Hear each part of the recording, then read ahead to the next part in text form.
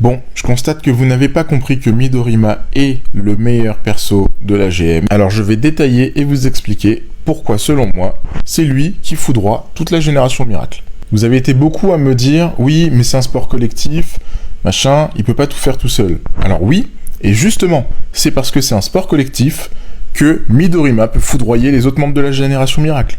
Si les matchs étaient basés en 1 contre 1, Midorima se ferait battre par tout le monde. Qu'on se le dise, tout le monde. Mais ce n'est pas le cas.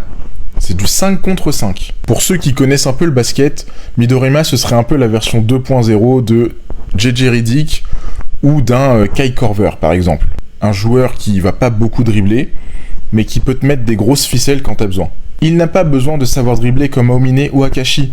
Non, juste poser 2-3 dribbles, c'est tout, pour se créer de l'espace. Et si il n'arrive pas à se créer de l'espace, qu'est-ce qu'il peut faire ? Eh bien c'est simple, on dessine des systèmes pour lui, pour réussir à lui trouver un shoot libre.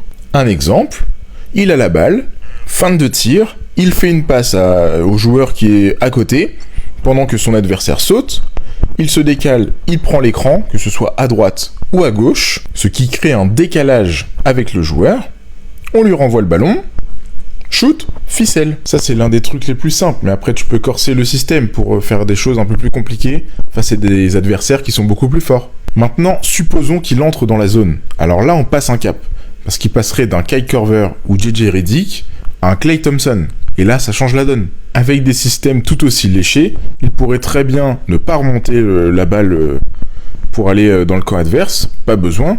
On fait le système, on le met en place, et il pourrait même devenir un leurre, par exemple. Tout le monde va essayer de sauter sur lui, et en fait, t'as d'autres coéquipiers qui vont se retrouver démarqués. Là où un Akashi fait semblant de jouer collectif, et en fait, tout ce qu'il fait, c'est manipuler son équipe, et là où un Aomine domine par sa solitude et son charisme naturel, où en fait, il n'implique pas ses coéquipiers, Midorima, lui, serait une individualité forte au sein d'un collectif et au service du collectif.